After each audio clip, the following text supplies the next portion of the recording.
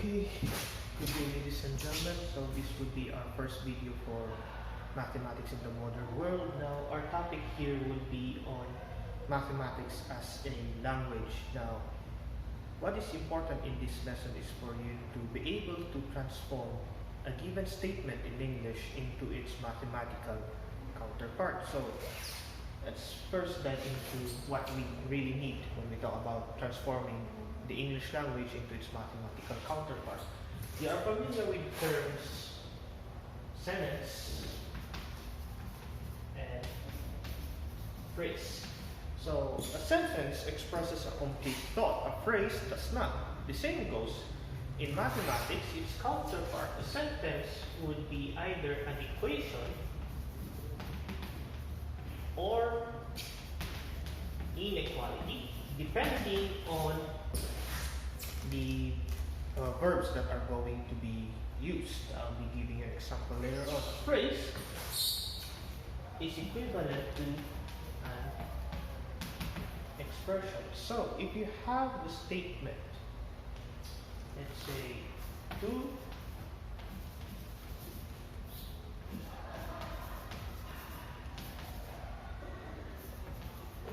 2 added to 2. You have this string of words. So is it a sentence or is it a phrase?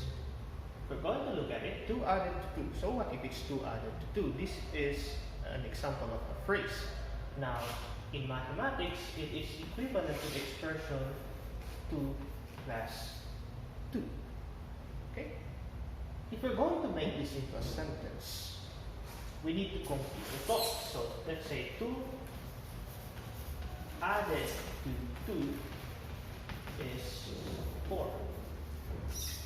Right? This now in turn is a sentence. So that is the same as 2 plus 2 equals 4.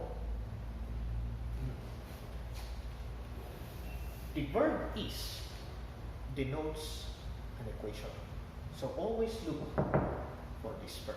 That is one of our keywords. Now, if we want an inequality, let's say 2 added to 2 is less than 5. It is still a sentence. However, instead of an equation, we have an inequality because it says there is less than. So this is 2 plus 2 is less than 5. Alright? Now, what if we involve variables?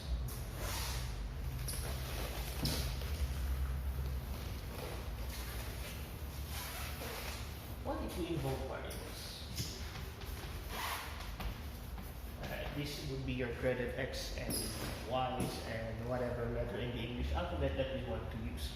Now, when we say variable, again, it always makes the question, why are we looking for it? Anyway, since the term itself is variable, it means it constantly changes depending on the situation. Now, we represent a variable using any letter in the English alphabet. So we can choose from A to Z, either uppercase or lowercase. But often when we translate from sentences to mathematical equations, we use the lowercase. So let's say we have this sentence. A number added to 4 is 5. Right, so we have there a sentence, a number. What is that number? We don't know. So we represent it using a variable. In this case, let's just use x. Again, any variable, any letter of your choice would do. That the most commonly used are really just simply x and y. So a number added to 4 is 5. So x, our number is x. Added to represents addition. So that is plus.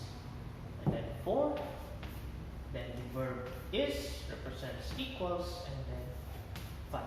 You have your sentence, you have your mathematical equation. Okay, let's try those the examples on your notes. So we have here The square of a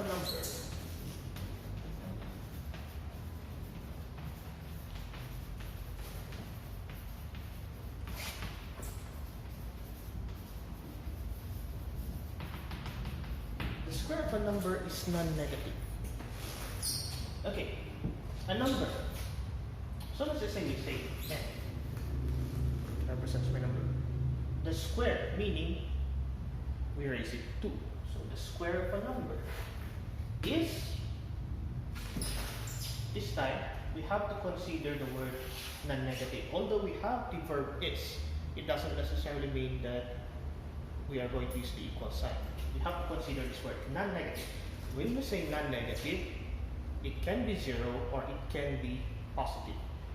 So how do we represent it? We use the symbols greater than or equal to,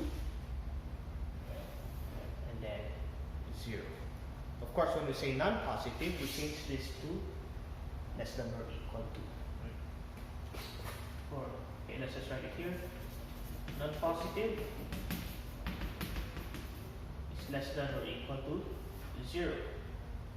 Negative, less than 0. Positive, greater than 0. So if you encounter these words, it would form inequalities. Okay? Alright, so we'll deal with these examples. The sum of two numbers is greater than their product. We have here two numbers. It did not say that the number is the same. It did not say that the numbers are different. So we are just going to assume that the two numbers are different. So the sum, again, sum represents addition. So let's just say we have A and B. So A plus B. The sum of two numbers is greater than. So it is an inequality. Greater than their product. When we say product, we multiply. So what are the numbers that we used? A and B. So A, B. The quotient of two numbers less 3 is 6. So again, we have two numbers. Let's just say we have x, y. Quotient is division. So x divided by y. Less 3. It did not say is less than, but it says less 3. So meaning we subtract 3. So minus 3 is 6. So is 6. Alright, this one. A number subtracted from its cube is 9.